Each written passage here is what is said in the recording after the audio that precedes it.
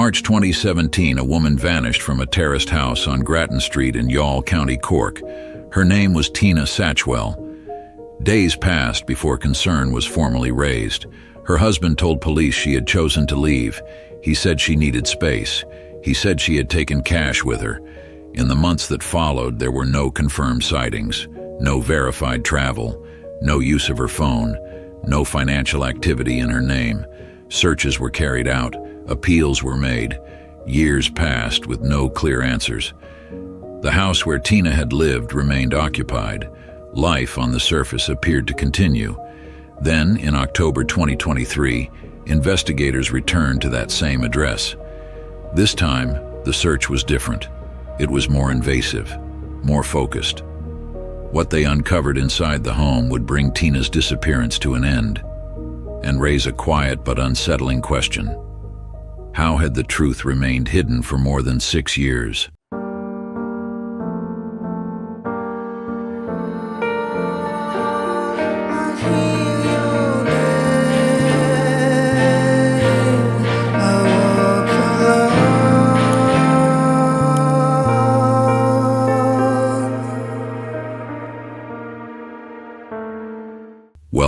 Welcome back to Dark Case Storytime.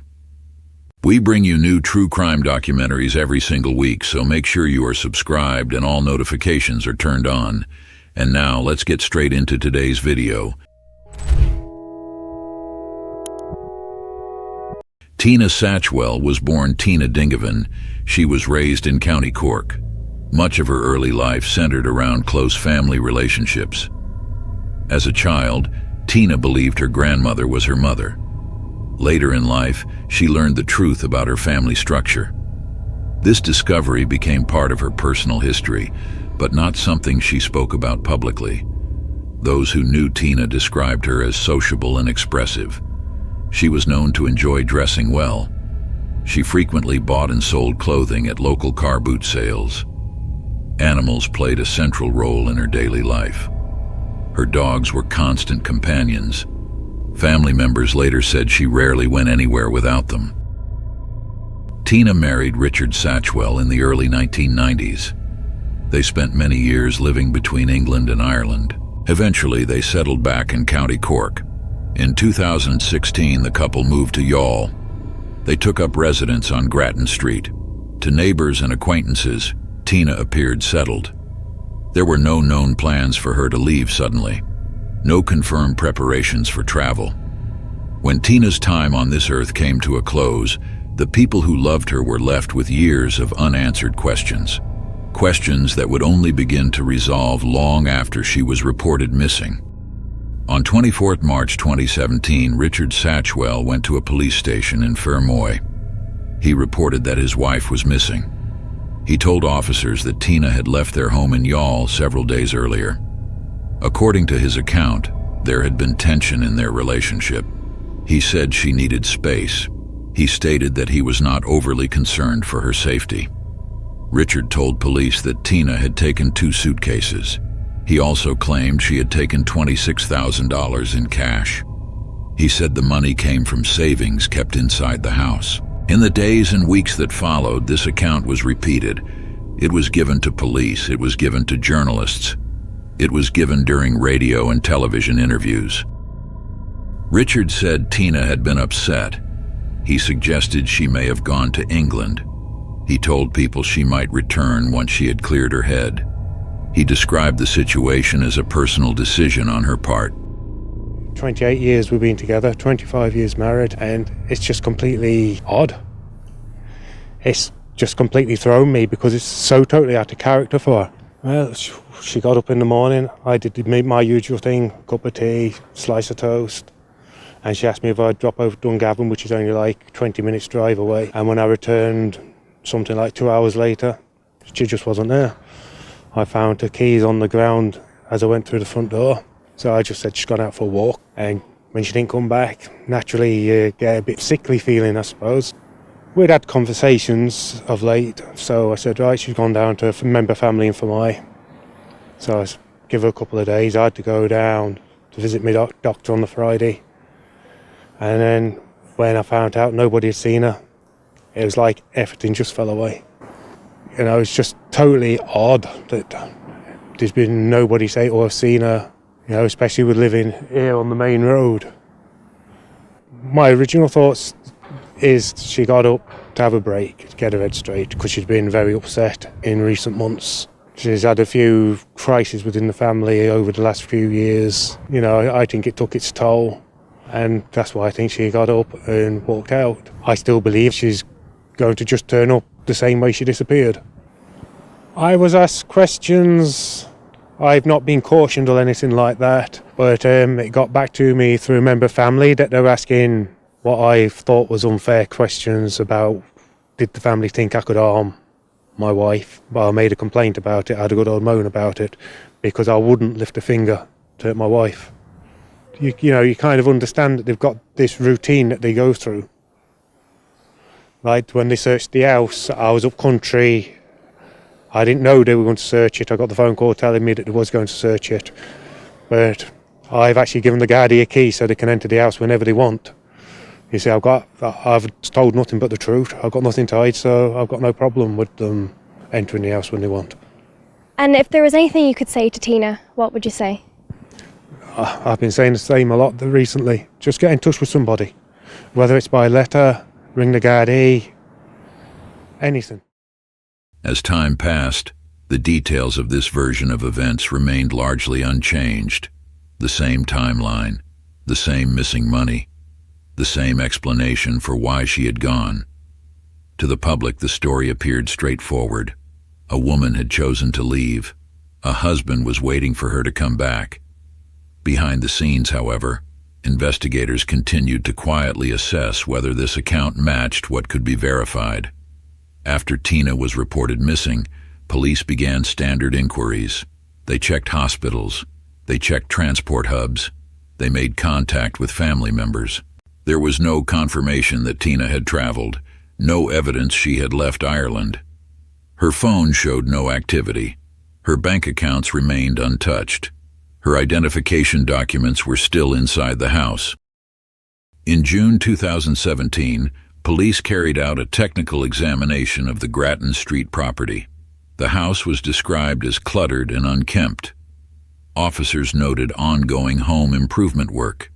They observed areas that appeared newer than others. At the time, nothing of immediate evidential value was recovered. Searches were expanded beyond the house. The police water unit examined areas of Youghal Harbour. Woodland locations were searched following public tips. Each search ended without answers. As weeks turned into months, investigators began to reassess the situation. Tina had not contacted anyone. No one had seen her. No trace of the alleged cash had surfaced. The case slowly shifted in tone. What had initially been treated as a voluntary absence began to raise deeper concern. Still, without physical evidence, the investigation could not move further. The public story remained unchanged.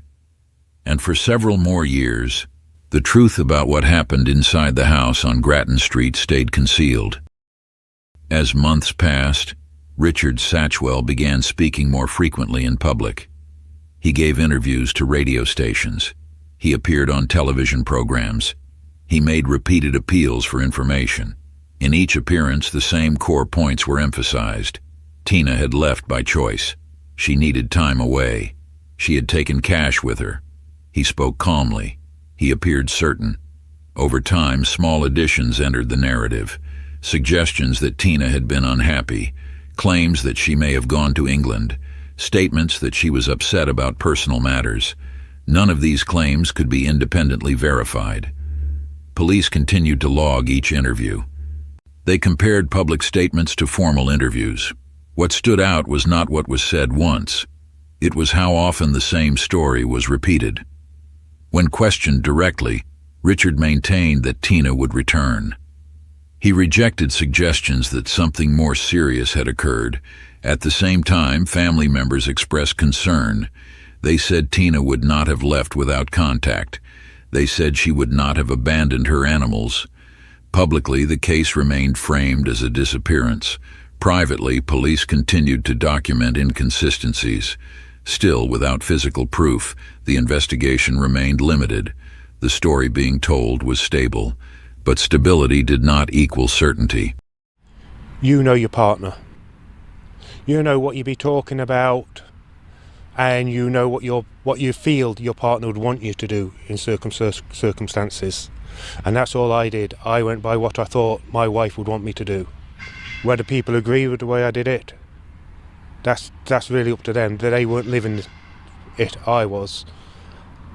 I know my wife better than anybody. I probably know better than what I know myself. And I did what I genuinely felt was right. Richard is also critical of how he's being portrayed by some elements of the media. I think that actually at this point beginning to mislead and to some degree even fabricate stories. At this point, I'm not going to make any more interviews with anybody. The couple first met while Tina was on a visit to the UK. I've been with my wife 28 years. In them 28 years, I've never ever lifted a finger to her. I was brought up in a home where there was no... Yeah, there was arguments between my mother and father, obviously, but there was never any violence. And that's what I always intended to, and always will for the rest of my life intend for my wife. A good, quiet, loving marriage, and nothing else. There have been no sightings of Tina. Her bank account and phone records have shown no activity since she vanished. If I was asked to take a lie detector test, I would take one. My house was searched without my knowledge. And the Gardaí didn't find anything to suggest anything untoward. I live on a main street, so my coming and goings are seen. So, I don't know why people are being so malicious. Are you an innocent man? I am. I'm innocent. I'm innocent of any wrongdoing. Richard Satchwell has vowed to never give up hope of finding his wife alive. Alongside interviews, investigators focused on verifiable records. They examined travel data. There was no evidence that Tina had passed through any airport or port. Her mobile phone showed no activity after her disappearance. There were no calls, no messages, no location movement. Her bank accounts were reviewed.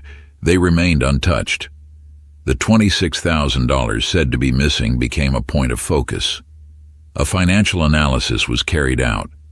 It concluded that the couple did not have the capacity to accumulate that amount in cash. This finding directly contradicted the explanation given. Investigators also reviewed Richard's movements during the relevant period. CCTV footage placed him locally. At times he said he was elsewhere. Mobile device data supported those findings. Each individual discrepancy was small. Taken together, they formed a pattern. A woman who was said to have left had left no trail, no money, no communication, no confirmed destination. Despite this, years continued to pass. The house on Grattan Street in Youghal remained central to the case. It was the last place Tina was known to be, and increasingly, it was where investigators believed answers might still be hidden. By 2021, investigators had begun to look again at the Grattan Street house itself. It was the one constant in the case, the last confirmed location linked to Tina.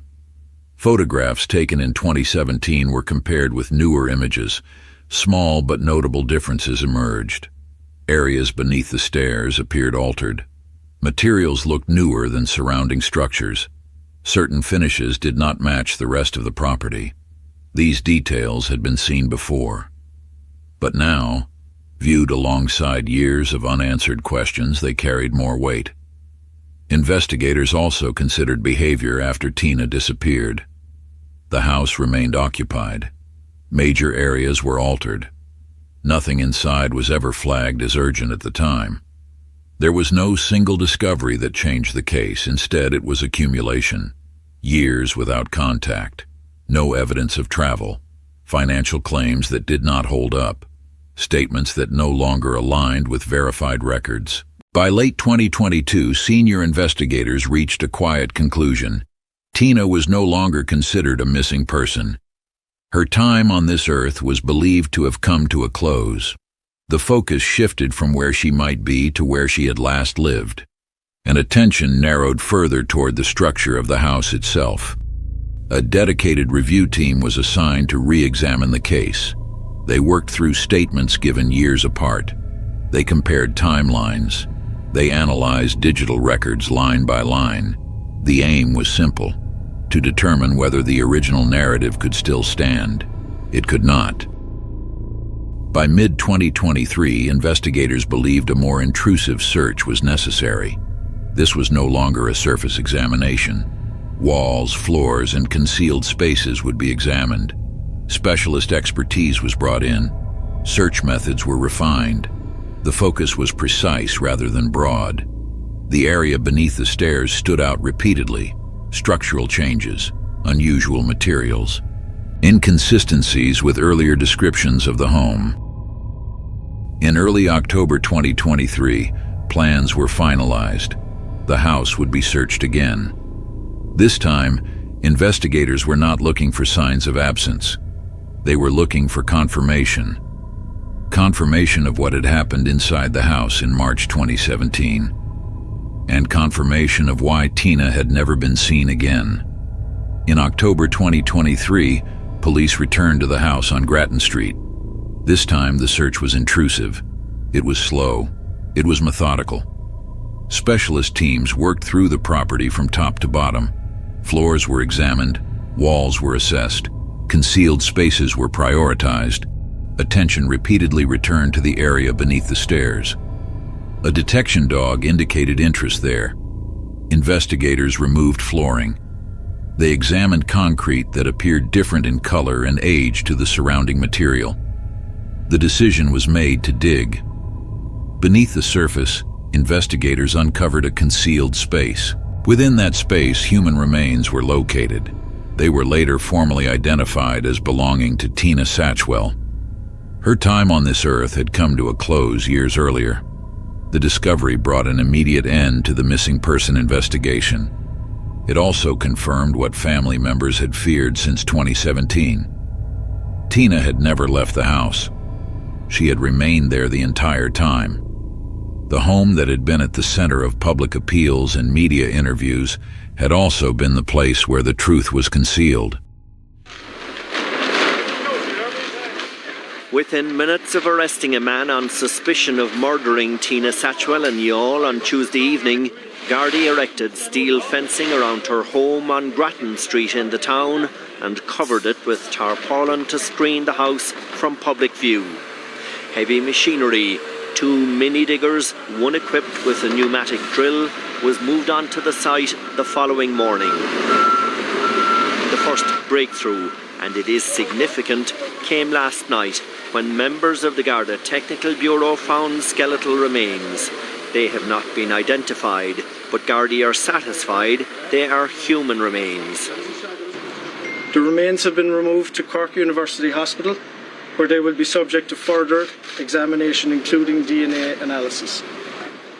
The family of Tina Satchwell continue to be updated on the progress of this investigation. A family liaison officer has been appointed, and at this time my thoughts and the thoughts of the investigation team are firmly and continue to be with them at this difficult time. The Assistant State Pathologist Dr. Margot Bolster and Forensic Anthropologist Dr. Laureen Buckley arrived at the search site at 11 o'clock this morning and spent several hours here. A priest also visited the site.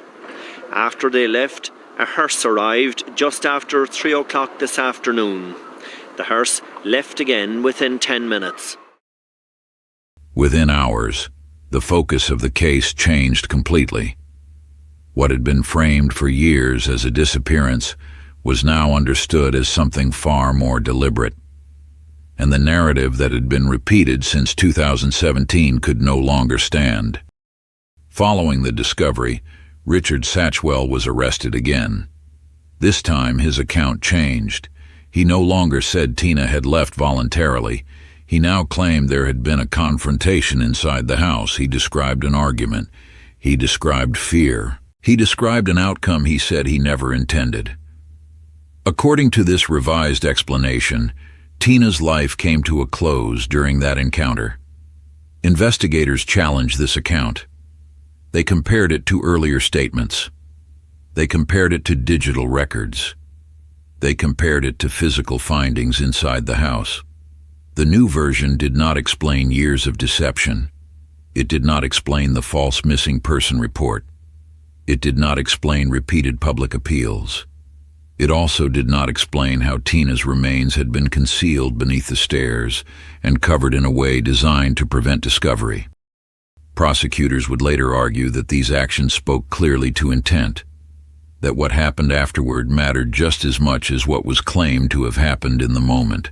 The case was formally advanced, charges were brought, and for the first time since March 2017, the question was no longer where Tina was. It was how her time on this earth had been ended, and why the truth had been withheld for so long. The trial of Richard Satchwell took place in 2025. It lasted almost 5 weeks. The court heard evidence from dozens of witnesses. Jurors were presented with years of statements. They heard recordings of interviews. They examined financial records, phone data, and CCTV footage.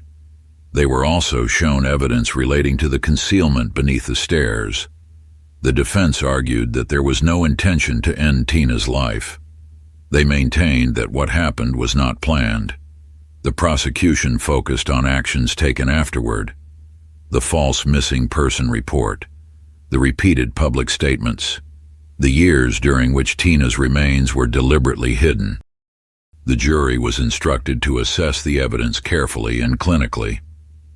After deliberating for just under 10 hours, they returned a unanimous verdict.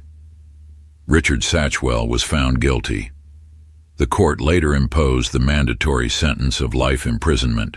Members of Tina's family were present. They described years of uncertainty, years of false hope. For them, the verdict did not undo what had happened, but it marked an end to waiting for answers that should never have taken years to uncover. Before sentencing, the court heard statements from Tina's family. They spoke about who she was. They spoke about how she had been portrayed. They spoke about the impact of not knowing what had happened for so long. They described years spent believing she might still return. The judge acknowledged the prolonged nature of their loss. He imposed a life sentence, as required by law. We want to sincerely thank the jury for their dedication. We would like to thank all the witnesses who helped us reach this verdict today.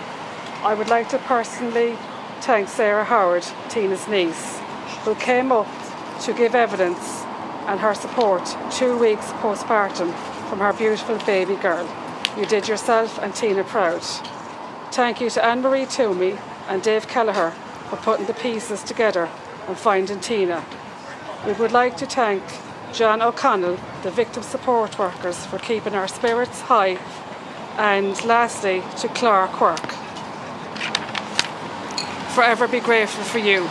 You went above and beyond for our family, from a shoulder to cry on, to a friend to laugh with. You were the person to call, and for that you will always be considered our friend. During this trial, Tina was portrayed in a way that is not true to who she was. Tina was our precious sister, cousin, auntie and daughter. Her presence in our life meant so much to us all. We as a family can never put into words the impact of her loss that has had on all of us. Tina was a kind, loving, gentle soul who loved her animals like they loved her, and that's the way we want her remembered. Today, as a family, we finally have justice for Tina. In this time, our family would like to ask for privacy to begin our healing. Thank you. An appeal has been indicated. As of now, the conviction stands. What remains clear is this: Tina did not leave by choice. She did not take money and disappear. She did not abandon the people and animals she loved. Her time on this earth came to a close inside the home where she lived. What also remains clear is how long a single narrative can delay truth, how repetition can replace verification, and how absence of evidence is not evidence of absence. For more than 6 years, the answers were not far away. They were beneath the stairs, and when they were finally uncovered, they brought resolution, not relief, but resolution.